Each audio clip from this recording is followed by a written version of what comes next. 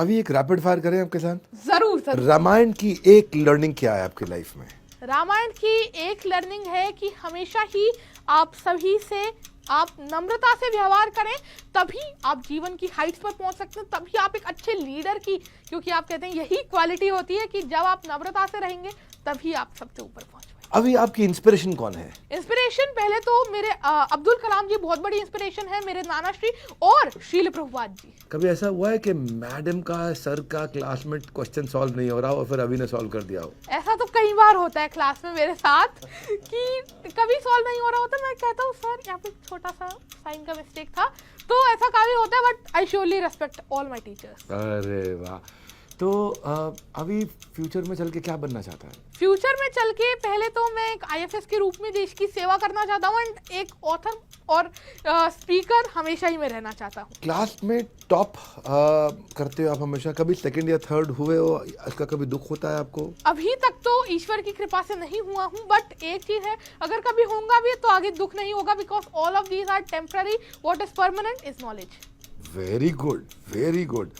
ऐसे ऐसे आंसर मेरे को कहीं नहीं मिले इतने बढ़िया बढ़िया। अभी अभी मेरा एक और क्वेश्चन आपसे कि आप भी एक मोटिवेशनल स्पीकर हो, लेकिन अगर आपको मोटिवेशन चाहिए तो आप किसके पास जाते हो? पहले तो भगवान श्री कृष्ण के पास, दूसरा डॉक्टर विवेक बिंद्रा सर के पास। नहीं नहीं, भगवान कृष्ण ठीक है, डॉक्टर विवेक बिंद्रा नहीं, वो भी उन्हीं के पास जाते हैं, है ना। तो अगर कभी कभी मम्मी, वैसे आपकी आई हुई है यहाँ पे, कभी मम्मी से बहस हो तो आप मम्मी को रामायण के छंद सुना के मनाते हो? क्या करते हो, कैसे? नहीं, मैं उनसे बोलता तो मम्मी देखो शास्त्र में ये लिखा है, गीता, कृष्ण जी तक शरारत करते थे, मुझे क्यों आप डांट रही हो? हालांकि लीला में उसका एक अलग भाव है, बट भौतिक नजरों से देखे तो कृष्ण जी भी शरारत करते थे ना। अभी कैसे पढ़ाई करते हैं आप? रट्टा मारना पड़ता है कभी आपको? रट्टा मार के आप वो एक एग्जाम ही पास कर सकते हैं, बट नॉलेज लेके पूरा जीवन का एग्जाम पास कर लेंगे। क्या आंसर देते हैं। अभी को क्या लगता है, रात को देर तक पढ़ना चाहिए या सुबह जल्दी उठ के पढ़ना चाहिए? क्या ज्यादा प्रोडक्टिविटी देता है? ये अपने अपने हालांकि इंडिविजुअल पर डिपेंड करता है, बट मैं कहता हूँ सुबह एक तो विद्या का समय होता है और आप ज्यादा फ्रेश रहते हैं, तो उस समय मैं ये प्रेफर करता हूँ, बाकी it's depend on you. Very good.